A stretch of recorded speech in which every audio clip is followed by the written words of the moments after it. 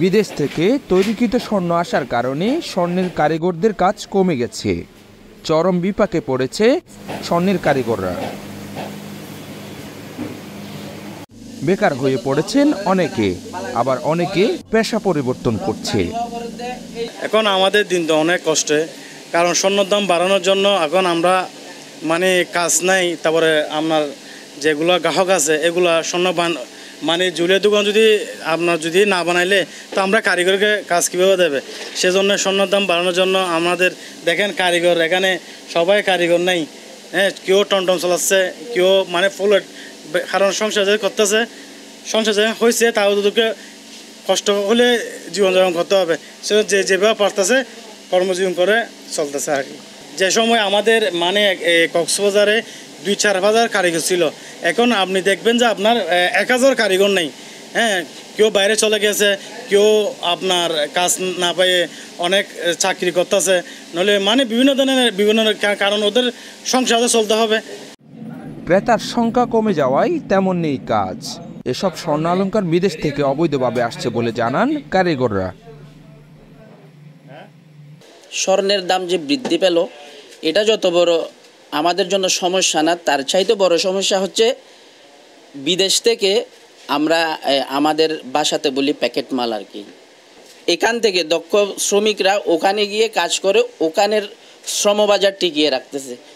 আর আমরা এখানে যারা স্বর্ণকাররা আছি, বিদেশ থেকে অবৈধভাবে প্যাকেট আসার কারণে আমরা এখানে যে বাজার, স্বর্ণের যে বাজার, জুয়েলারি দোকানে যেভাবে অর্ডার হয় ওই অর্ডারগুলো আমরা পাচ্ছি না, মেকিংয়ের জন্য আমরা পাচ্ছি না।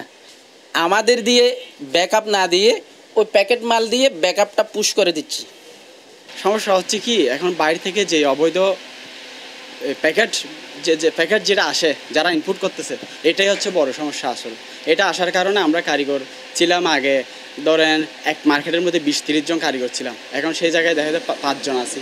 কেউ বিদেশে চলে গিয়েছে, কেউ ওই টমটম চালাচ্ছে, কেউ ফল বিক্রি করছে, স্বর্ণকার ফল বিক্রি করতেছে, স্বর্ণকার টমটম চালাচ্ছে, এরকম আমরা দেখছি।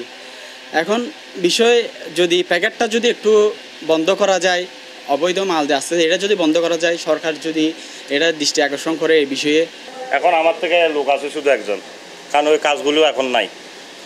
আর সবচেয়ে বড় বিষয় হলো ওই বাংলাদেশে বর্তমান যে হারে নাকি বাইরে প্যাকেট মালগুলো চলতেছে, ওই প্যাকেট মালের কারণে আমাদের স্বর্ণকারের হাতের কাজগুলো কমে গেছে।